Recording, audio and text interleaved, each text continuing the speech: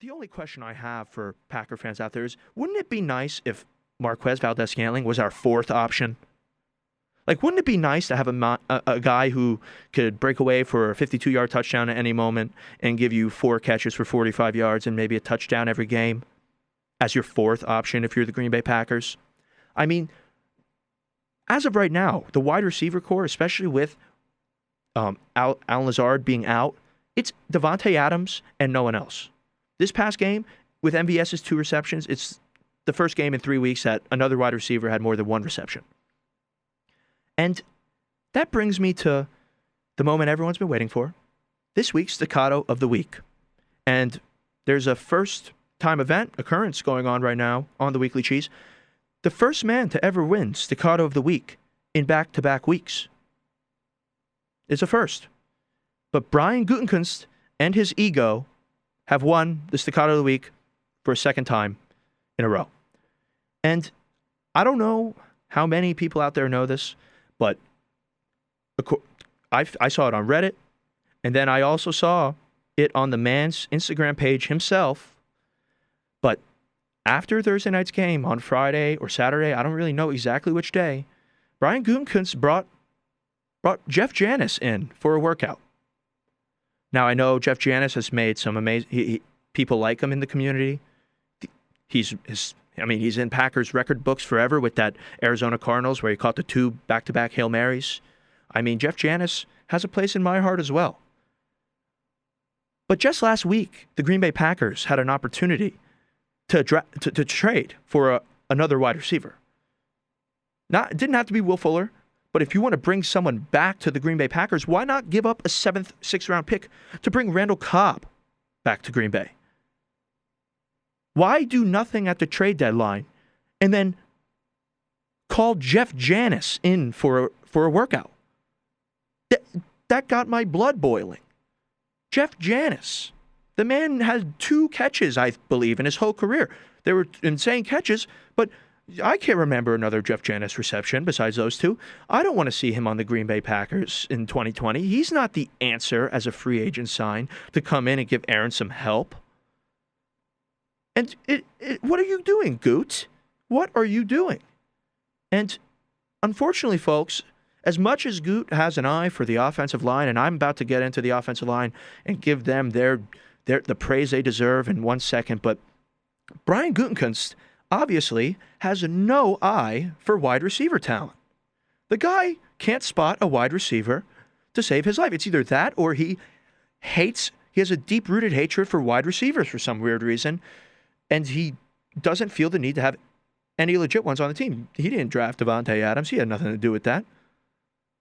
But my God, over the past 2 years, over the past 2 drafts, Brian Gutekunst has passed on Marquise Brown, N'Keal Henry, Deebo Samuel, A.J. Brown, Mecole Hardman, D.K. Metcalf, Darius Slayton, T. Higgins, Michael Pittman, Laviska Shenault, Chase Claypool, and K.J. Hamler, all of which are producing in mass quantities for their organizations.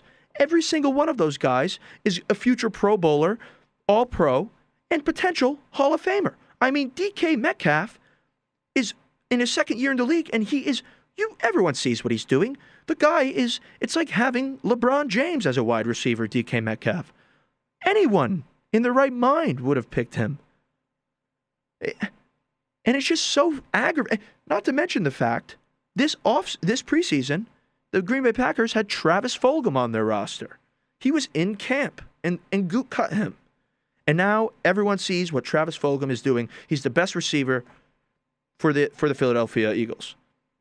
It just makes no sense to me how Goot can just disregard all of this fantastic, young, and really special wide receiver talent that is not a given. I mean, I guess it is. It's a passing league, and there's going to be good wide receivers for years to come. But why not? I believe all of you guys can understand why Goot and his massive ego are the staccatos of the week for 2 straight weeks. Don't trade for anyone, not even Randall Cobb, who you could bring back as well, but instead give Jeff Janis a workout, if that doesn't really grind your gears, then I don't know. Maybe it's my issue. But anyway, Goot, what are you doing? Staccato of the week, 2 in a row. Don't make it 3, Goot. Don't go trying out. I can't even remember that guy's name right now. Not even worth it. Why, Trevor Davis? That's the guy's name. Why bring up another guy and drag him? Moving on to something that Goot is spectacular at, and that is building an offensive line. On the offensive side of the ball for this Green Bay Packers team, the battle starts up front, like it always does, but in this week, more than others. The Rams' defensive line has been a huge problem for nearly every single team they went up against this year. They were able to sack Russell Wilson 5 times in the wild card game. And their entire defense, their defensive line, but really their entire defense is spearheaded by Aaron Donald. He's coming off his 4th straight regular season with double-digit sacks. He had 13.5 this season, which is just wild for a nose tackle but nose tackle. He's in the running for his 3rd straight Defensive Player of the Year award. The Rams' defensive line finished 2nd in the league with 53 sacks on the year, and it really is going to be the toughest matchup of the year for this Packers offensive line, who's had a stellar season of their own. They've only given up 21 sacks all year long, which makes them 2nd best in the league. So there's another stalemate we have there. The 2nd best pass rush in the NFL is coming to Green Bay to go up against the 2nd best offensive line in the NFL. And although Aaron Donald got hurt against Seattle, he was grimacing in pain. He missed nearly the entire second half. I could have sworn he punctured a lung by the way the reports were coming in that he couldn't breathe, and by the way he was just grimacing in pain. You don't see Aaron Donald show any pain whatsoever generally, and he was in excruciating pain. So I honestly thought there's a chance he might not come in the game and play against the Packers in the divisional round, but it is being reported that he's expected to play. It's torn cartilage in his ribs, and although he won't be at 100%, he's going to be there, and the Packers' offensive line is going to need to touch him up every single time the ball is snapped. And without David Bakhtiari, I'm sure this Rams defensive line is looking at the Packers' offensive line like they're wounded, like they could probably smell blood in the water. But luckily, the Green Bay Packers were able to make a move just yesterday that just adds depth and familiarity at the tackle position. Yesterday, it was reported that the Green Bay Packers signed Jared Veldheer. For the 2nd year in a row, they have a late acquisition, Jared Veldheer. And interestingly enough, Jared Veldheer is about to become the first player in the history of the NFL to play for 2 different teams in the same playoff, which is crazy to think about. Obviously, it's happening due to COVID protocols and new rules written up for the COVID situation. And just this past Sunday or Saturday, Jared Veldheer was lined up as the starting left tackle for the Indianapolis Colts. Obviously, the Colts lost, which allowed the Packers to come pick up Jared Veldheer. The only reason they're able to do it is because Veldheer was on the Colts practice squad, and he was a practice squad activation on game day. If he were to have been on the official 53-man roster, the Packers would not have been able to go and solidify some depth at this position. But since he was a practice squad activation on game day, Jared Veldheer's coming back to Green Bay. And kudos to Brian Gutekunst for making the move. It really is a move that, although he's not going to come in as a starter right away, he's not going to come in and be the starting tackle, but he does give the Green Bay Packers tons of options. Like last year, he comes in, Packers sign Jared Veldheer late December. He comes in for Week 17 and the playoff run. ends up getting some play time in Week 17 when Bulaga unfortunately went down with an ailment to one of his many duct-taped limbs or fingers or whatever was ailing him that day. Bulaga went down, and Veldheer came in and played very valuable snaps against the Detroit Lions in that Week 17 game. And then 2 weeks later in the divisional round, I was fortunate enough to be at that game, at the divisional round game last year against the Seattle Seahawks.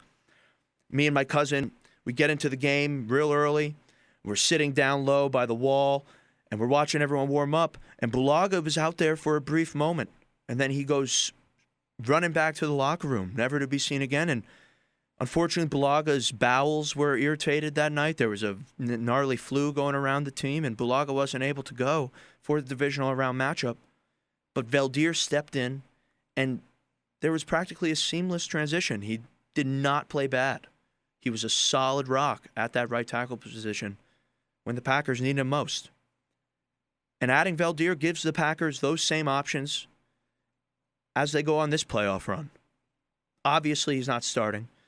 And I think it's fair to assume that the Packers will start the game with the expected lineup of Billy Turner at left tackle, Elton Jenkins at left guard, Corey Linsley at the center, Lucas Patrick at right guard, and Rick Wagner at right tackle.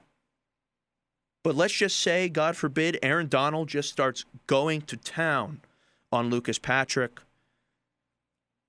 If I had to think, he's going to be pretty much trying to line up with Lucas Patrick every chance he gets. They're going to be scheming him towards Lucas Patrick because the Packers' offensive line has played great all season long. But if you had to pick one weak spot on that offensive line based on the game film displayed this season, it's obviously Lucas Patrick. And God forbid things start going awry and Aaron Donald is wreaking havoc on the interior of the offensive line. In a perfect world, that never happens. But let's just say, for this hypothetical, it does. The Packers will then be able to shift Billy Turner back to the right guard position, keep Wagner at the tackle, and move Veldheer to that left tackle position, fortifying the interior of the offensive line and really forcing guys on the outside to start beating them, like Floyd or that guy with an extremely complex last name that I won't even try to pronounce. It's a crazy last name, but he's a beast as well. Also, having Veldheer on the sideline obviously makes him the first lineman to come off the bench, really no matter what scenario goes down. Again, hopefully Veldheer won't have to see the field. But God forbid someone gets hurt, someone goes down with an injury.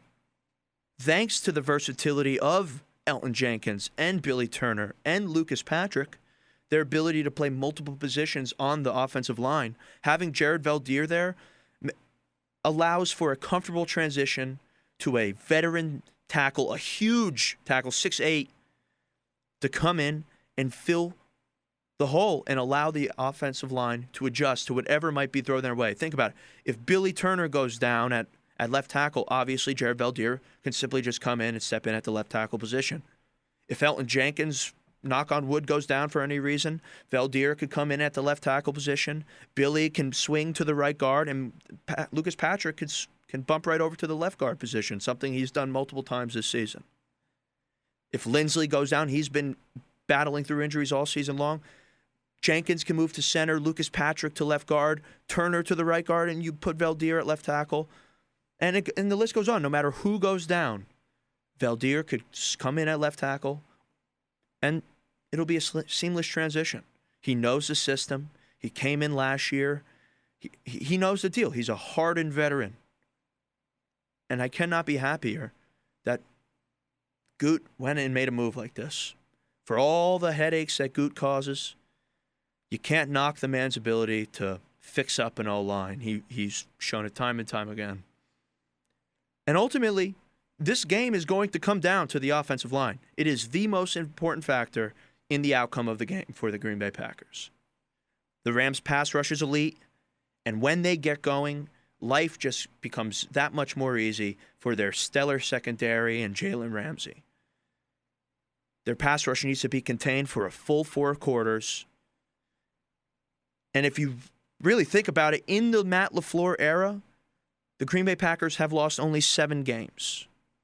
all of which were due to other teams getting after Aaron Rodgers, making him uncomfortable in the pocket, forcing him out, forcing him to throw it away, forcing him to throw errant passes. And it really comes down to the play of the offensive line. Got to look for them to continue their stellar play and performance, even though Bakhtiari's not going to be there. They've got some depth, re-added depth to that position group with the acquisition of Jared Veldheer. And it really was a perfect move. The pass rush led by Zadarius Smith was solid all game, and never more solid than it was on the final drive. And this final drive of the Green Bay Packers game, I mean, the final defensive drive, is it is the reason why I can say confidently that Sunday's game against the Jaguars was a positive thing. Because Rashaan Gary finally made the impact that we were all hoping he would have last year. Rashaan Gary finally arrived. The man spread his wings. And it all basically started when the Packers decided to begin rushing four. For some reason this season, Mike Pettin has been steadfast and very consistent with only rushing three men. The Packers rush three the majority of the time, and it is one of the main reasons that this Packers defense pass rush hasn't been as impressive as it was last year. Preston Smith isn't creating as much havoc as he did last year. Zadarius Smith is really the only guy that's maintained his level of play that he had last year. And I know personally, and you know that I've been saying it for a long time, Rashaan Gary needed to step up. He was a 12th overall pick. There were so many guys on the board when the Packers drafted Rashaan Gary. And right away, I thought it was a bad pick. Sports media started saying that it was I believe the pick got a C+. And up until this past Sunday, Rashaan Gary just showed the same promise that he showed his whole career at Michigan. I mean, he's been failing to finish plays. He's been consistently getting to the quarterback, kind of forcing some pressure, but never really anything substantial and not making highlight plays and game-changing plays. But on the final drive that the Jacksonville Jaguars went on, something seemed to happen. It wasn't just with Rashaan Gary, it was with the entire team. A sense of spirit, camaraderie, and togetherness just started radiating from the defense, and then that radiated to the bench and ultimately the offense. I mean, Aaron Rodgers was on the field before that drive, before that couple third down and fourth down play, whispering things to the Smith bros, giving them pointers on what he sees. The defense was just juiced, and it was all because Rashaan Gary. The guy was a catalyst. Rashaan Gary had a career-high 7 pressures against the Jacksonville Jaguars, and on that final drive, he recorded 4 quarterback pressures. And it basically solidified the win. He had a huge sack on second down right after the Jacksonville Jaguars converted a first down and advanced the ball to the Packers' 36-yard line after a broken-up screen pass by Kadar Holman, which was a great play by him. Rashaan Gary decided, you could almost see the switch go off in his head. All season and all last season, Rashaan Gary has been attacking the offensive line with these speed moves.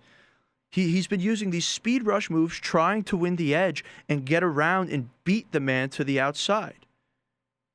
But on that final drive, Rashaan Gary started bull rushing these dudes. He just put his head down, stuck his arms in the chest of these 350-pound offensive linemen, and he moved them like they were 110 pounds.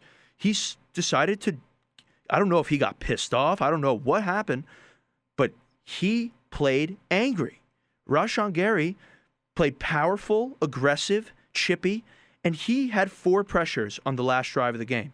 He had a sack, and quite honestly, I would like to credit him with that second sack. Preston Smith ultimately ended up getting credited with that sack. But Rashaan Gary bull rushed the line, forced it to collapse almost immediately, and allowed Preston Smith to get his hand on Lutton's shoelace and ultimately led to the sack, which led to the 4th and 26 and ended the game. It was honestly, it gave me chills to see Rashaan Gary do this, because it is something that I've been hoping would happen since he's been a part of the Green Bay Packers. And it's something that could spark him moving forward. I hope Rashaan Gary uses this as a sort of a eureka moment, that he's strong, that he's fast and he's strong and he has what it takes. He has all the tools to be a dominant pass rusher in the National Football League. And if Rashaan Gary could take his game to another level, quite honestly, that might answer all the problems that the Green Bay Packers have on the defensive side of the ball. He is versatile. He is able to move in and play defensive end if need be. And if he's getting to the quarterback like that, it's going to make life so much easier for Preston Smith, a guy who's been struggling in the pass rush due to the fact that teams know about him now. After last season, teams have him on tape playing at a high level, and they know basically how to block him. They scheme it up, and they basically have been doing a good job at neutralizing him all season long.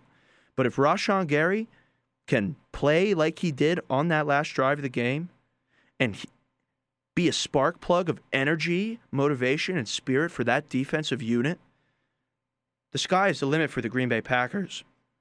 And ultimately, that is why I believe that that final drive of the game says more about this Packers team than all the other crap that went on in that game. As stressful and hard to watch as that game against the Jaguars was, that final drive gave me hope, and it gave me a feeling about this Packers team that I have not had all season long. And it's one that I had last year, even though the games that the Packers were winning were not pretty. The Packers had that sense of unity and togetherness and trust in one another that was missing for quite some time over the past 6 years. And it was kind of missing this early part of this 2020 season. But on that final drive, Rashaan Gary brought it. He changed the game, and hopefully that sparks that energy that was radiating. It was literally radiating off of that Packers defense, and I'm sure everyone that watched that game could feel it as well. And yeah, hopefully the Packers can learn from it. There's no such thing as failure, only success or the opportunity to learn. And I truly believe that this past game against the Jacksonville Jaguars is a turning point for this Packers team. Most importantly, just a horrible, shameful display of special teams football. And that's what we're going to start today's shows with. I don't usually spend any time talking about the special teams. Last week, I believe I allotted a minute maybe to go over how bad J.K. Scott was against the Jaguars and the special teams coverage as a whole. But man, the special teams play was so horrible on Sunday that it's what we're leading off with. For those of you who don't know, J.K. Scott was placed on the injury report late last week. I believe maybe Friday evening. If not, it was Saturday morning. And he was listed out for quote-unquote personal reasons. At first, I was concerned. I thought, oh, geez, I hope everything's all right. Personal matter must be pretty serious. Maybe something's going on with his family. We still don't know what the personal matter is. But strangely enough, immediately after J.K. Scott was announced to not be traveling with the team, the Packers actually signed a punter off the streets. And the entire Packer Nation was under the impression that J.K. Scott would not be playing in the game against the Colts. We find out that J.K. Scott is going to be playing. He's just not traveling with the team. Which, I mean, cool. It's great. He's making the effort to get down there. I don't understand why started thinking perhaps he had a COVID pop, or maybe someone in his life had a COVID pop. I don't know. Then my brain started thinking maybe J.K. Scott has some sketchy dealings to partake in somewhere in between Green Bay, Wisconsin, and Indianapolis, Indiana. That was just my brain going out there. I don't know.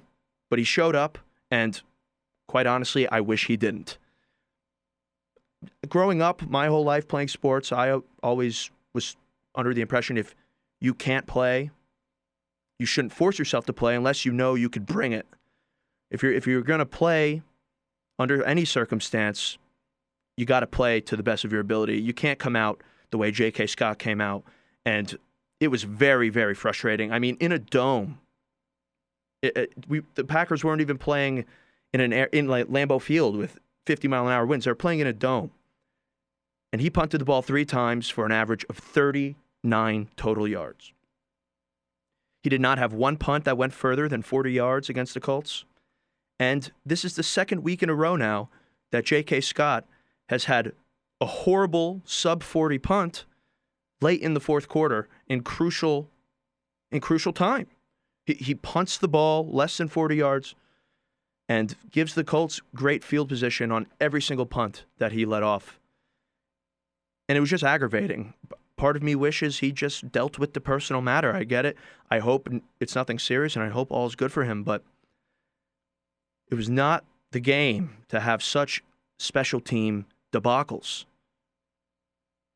And unfortunately, his horrible day punting was not even the worst of the special team debacles, because Darius Shepard was the man tasked with fielding the kicks and punts. Now, if you've been listening to this show for some time now, the past several weeks, you know my overall thoughts, feelings, and opinions on Darius Shepard. And it has been beyond me this entire season, since training camp. It's been beyond me why Darius Shepard is even on the Green Bay Packers to begin with, let alone the man fielding kicks. I understand Tyler Irving got hurt last week, and he's not available to field kicks for the Green Bay Packers. But you're telling me that there's not one guy out of the 53-man roster who are active on the active roster, there's not one guy on the whole team that could field a kick better than Darius Shepard? If that's the case, then the Green Bay Packers need to cut a lot of guys, because Darius Shepard is by far the worst kick returner that the Packers have had this decade. Dating back to last season, the Detroit Lions game, where Darius Shepard bobbled the one kickoff, then fumbled the punt, and had a ball ricochet off his chest that ended up getting picked off. One of Aaron Rodgers' only 2 interceptions last season. Or 4 interceptions last season, sorry. Why? How did he got cut? Darius Shepard was cut from the Green Bay Packers shortly after that game. He was relegated to the practice squad, and I believe he was actually cut in total at one point. So how did he get back here? How did he get back into the same position he was in last year? The position that he showed that he did not have the ability to step up and fulfill for the Green Bay Packers. And it begs the question, with the slang that the kids use today, whose man's is this? Whose man's is Darius Shepard? Seriously, it has to be Matt LaFleur or Brian Gutekunst. It's one of those two men that believe in Darius Shepard for whatever reason. Is he dating one of their nieces? It's so aggravating. Darius Shepard is not an NFL player. He is not good enough to play football in the NFL. There are 100 guys sitting at home watching this game. I mean, it was the second highest viewed game of the season so far for the whole NFL. There's 100 guys watching this game at home that could field a kick better than Darius Shepard could ever imagine. It's wild to me. I do believe Davante Adams will win the matchup. He's going to have a nice-looking box score. He's going to have another solid playoff performance as Davante raises his level of play in the playoffs. But this is also a matchup against the Rams that allows the other weapons on the Packers team an opportunity to make plays and really alleviate pressure off of Davante Adams. Those secondary options for the Green Bay Packers, who have been scrutinized over the past 2 years and ultimately deemed not enough. Everyone but Davante Adams on the Packers' offensive side, not talking about the wide receiver, the running backs, strictly in the pass game, all the other weapons the Packers have been deemed not enough by the sports world. And this matchup provides them an opportunity to rewrite that whole narrative. The Rams aren't just a one-man show in the secondary. They're a deep group. They have Darius Williams and Troy Hill, who are two talented corners, especially in man coverage. And their two safeties, John Johnson, who's been there forever now, and Jordan Fuller, had terrific seasons of their own. They're a solid unit as a whole, and they're going to be looking to shut Davante Adams down. I have no doubt in my mind that they are not taking the other weapons that Aaron Rodgers has at his disposal very seriously at all, with maybe the exception of Tunyon. But their whole game plan is to take Davante Adams out of the game. And why? And it should be. He's that dynamic of a player. And really, it is up to Matt LaFleur to come up with a scheme and offensive game plan that not only moves Davante Adams around the entire formation, trying to get him in those single-man opportunities, but also a game plan that involves everyone else around Davante Adams, a game plan that establishes the other pass catchers on the rosters. And fortunately for us fans and the Packers as a whole, that is something Matt LaFleur has been able to do all season long. Big Bub Tunyon has really turned out to be a perfect fit in this Matt LaFleur offense. He caught 11 touchdowns this season. He averaged 9.9 yards per catch. He caught nearly 90% of his total targets. He's been an absolute machine. He's going to have chances to make big plays in this game. Allen Lazard really hasn't had a massive game since his return from that core muscle surgery, but he's been contributing. He averages 9.8 yards per target. He's a go-to on third downs, and he's totally come alive. He could totally come alive down this home stretch. He's shown it before.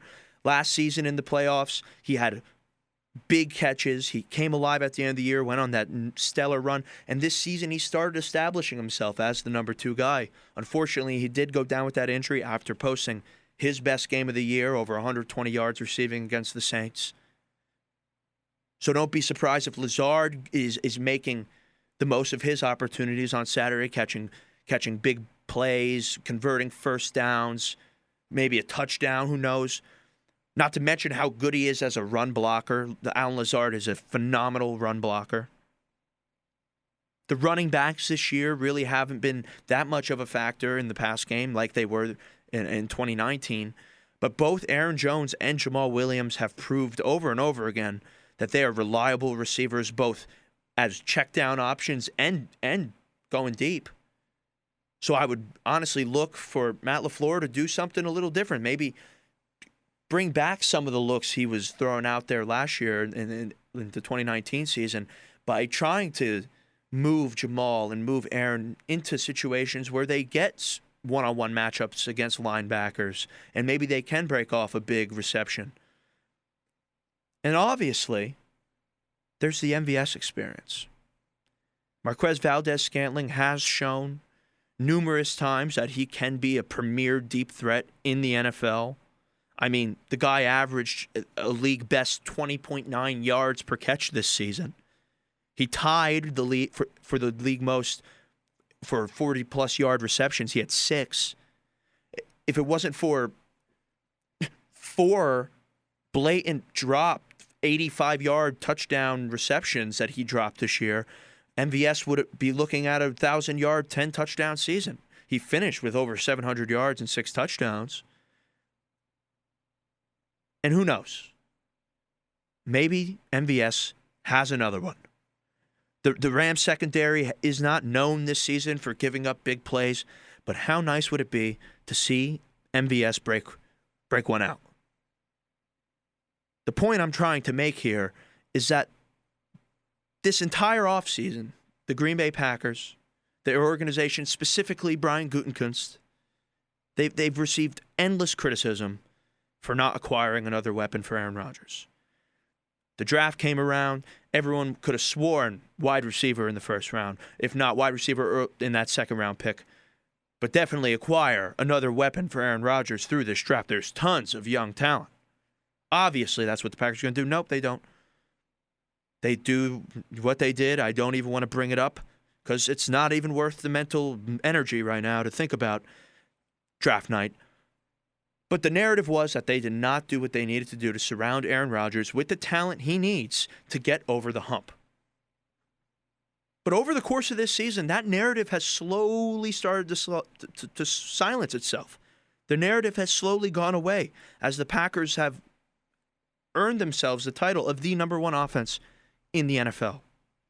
Aaron Rodgers had a career season. He had won the greatest seasons of his entire Hall of Fame career. The offense was electric, and that narrative has slowly been quieted. But this Saturday, the Green Bay Packers offense, they have a chance to rewrite the entire narrative once and for all. In this matchup against the Rams on Saturday, they're going up against the legitimate number one defense in the NFL. A team that just dismantled the Seattle Seahawks and their stellar offense. A team that by no means is a pushover or an easy out. And the Packers have an opportunity to prove that they have surrounded Aaron Rodgers with the weapons needed to win a Super Bowl right now. What's next for the Green Bay Packers? So after the game, Aaron Rodgers spoke on how the futures of so many players on this Green Bay Packers team are total question marks right now, even himself. And this remark started just a boatload of rumors and chatter about him potentially going to force a trade. All day Monday, there was nonstop discussion about where Aaron Rodgers is going to be playing next year.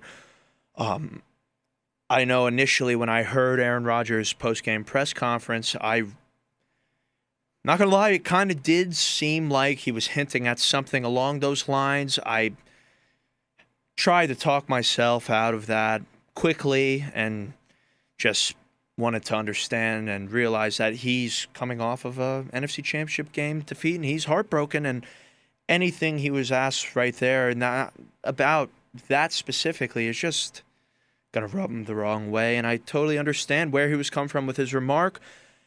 And obviously it's smart to just ignore the trade rumors. He did come on the Pat McAfee show today, and he basically stated that everything that was being said over the last 24 hours about the situation is complete and utter hogwash.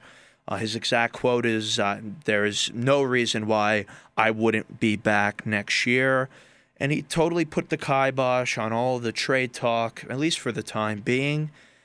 But I think it's important to remember, as Packer Nation, to just ignore everything you hear said on ESPN, on NFL Network, anywhere. Because ultimately, no one truly knows what's going to be going on with the Green Bay Packers. And Aaron Rodgers ultimately was just touching on the fact that in the NFL, no one has control over their future. And the only thing that he can control personally is the way he plays. And obviously, he played lights out this season. He is the NFL MVP. And he's going to be back in Green Bay next season. Rest assured. But what he did say did hold some truth. There are many guys up for new contracts now that the season's over. And the future of this team's personnel is very foggy. Now, it is very unclear what the Packers are going to look like next season. Corey Linsley is up for contract, Pro Bowl center. Aaron Jones is up for contract. Jamal Williams is up for contract. Kevin King, Mercedes Lewis, and Tyler Ervin. They're all free agents. The Packers already signed 2 long-term deals recently with the David Bakhtiari and Kenny Clark's contract extensions. And there is very little cap room left for the Green Bay Packers to work with because of it, especially given the very high chance that the salary cap is reduced league-wide next year due to COVID-19. Right now, it's being rumored that the salary cap's going to be down to $175 million next season, which would put the Packers roughly $26 million over the cap as of right now. And with that being the case, that can only mean major changes are coming. That these changes not only include losing guys like Aaron Jones, Corey Linsley, and Kevin King in free agency, not even to mention Mercedes Lewis and Tyler Ervin. I think it's safe to say both of those guys aren't going to be back. But I'm expecting Kevin King to be gone, Aaron Jones to be gone. It's going to be interesting to see what they do with Corey Linsley. He is still playing great, despite the DeForest Buckner syndrome that I like joking about from time to time. Corey Linsley's still playing at an all-pro level. It would be nice to get him back, but with the way Elton Jenkins was being plugged in at various spots along the line and at center this season, who knows what's going to happen with the Corey Linsley contract. I also do believe there's the potential that the Packers cut guys like Preston Smith, Dean Lowry, and obviously I don't believe Equanimeous St. Brown will be back next season, but there may be a chance that a guy like Marquez Valdes-Scantling gets cut. I was looking into it before, and cutting MVS does save the Green Bay Packers about $3 million in cap space next year. Dean Lowry's due to get 8. Preston Smith would free up an additional 6. It's all very unknown. Free agency this year is going to be crazy, with every other team in the NFL experiencing the same cap hardships. And I am sure that Goot's going to want to make a move in free agency. I mean, there's a chance Christian Kirksey doesn't finish out his contract. His production was very, very minimal this season. He was getting out-snapped by Ty Summers in the NFC Championship game, for goodness sake. I mean, he's due to collect nearly $8 million himself. There's just a lot of moving pieces that are going on right now within the Green Bay Packers organization.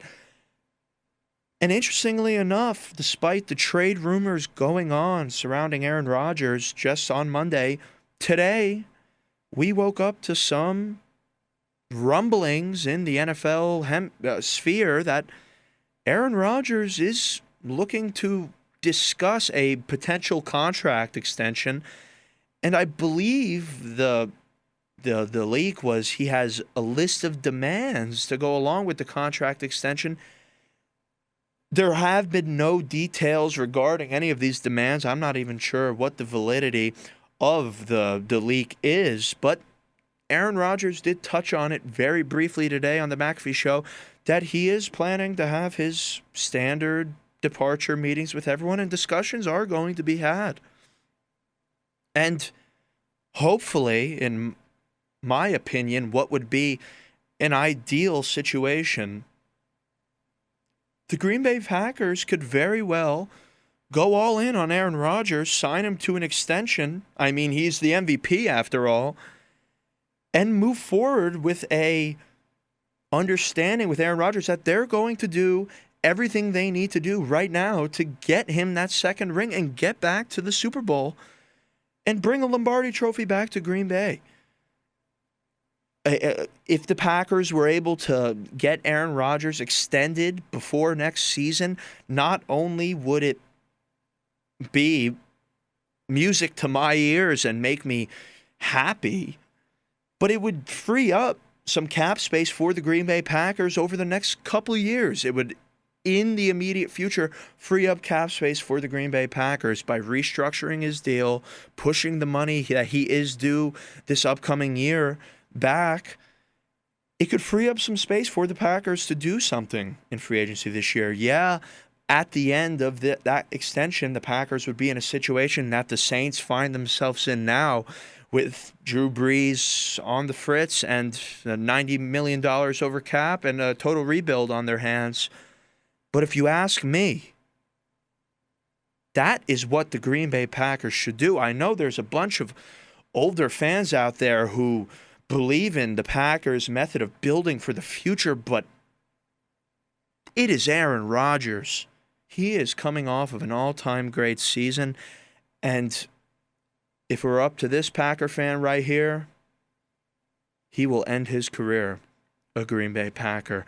The cap situation makes it rough, but the Packers can be aggressive if they choose to be, and they can restructure the deal and push money back to the future. It is a possibility. But ultimately, none of us know what's in store for the Green Bay Packers this upcoming season. There's a long off season ahead of us. And like it or not, trust the man or not, we have to rely on Brian Gutekunst to make the right decisions. Right now, every NFL general manager is in a tough situation. And it's fair to say that next season, the NFL is going to look very different because of the cap situation that all these teams are facing. It's rumored by, what's the guy's name? Adam Schefter, that there's 17 potential quarterbacks on the market. The list was 18, but he had Aaron Rodgers on there. It was published yesterday. But 17 quarterbacks that could be potentially moving cities, and the league's just going to look completely different. The new season begins in March, and the decisions made between now and by the time training camp begins in the summer and after the draft will have a direct impact on the short and long-term future of our beloved Green Bay Packers. And I'm interested to see what's going to happen next. I would like to thank you all for listening to the Weekly Cheese, not just tonight, but over the past season. It's been awesome to be able to just have this platform and cover the Green Bay Packers. It was my first year covering the Green Bay Packers.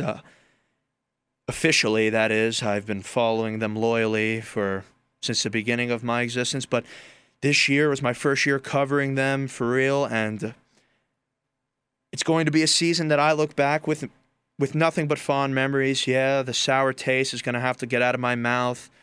It did not end the way I'm sure we all hoped it would, but the Packers had another good season. They got to another NFC Championship game. Rodgers got his third MVP award, and hopefully he did enough to open the organization's eyes, and who knows, maybe from here on out the Green Bay Packers will do what it takes to get back to that Super Bowl and go all in with Aaron right now. Make sure to give me a follow on YouTube, on the old YouTube page at The Weekly Cheese. That's where I'll be posting my off-season coverage. And yeah, thanks for coming along this crazy 2020 NFL Packers season with me. It means a lot. I hope you all enjoyed listening. This has been The Weekly Cheese. My name is Joe Ivan. And as always, the cheese stands alone.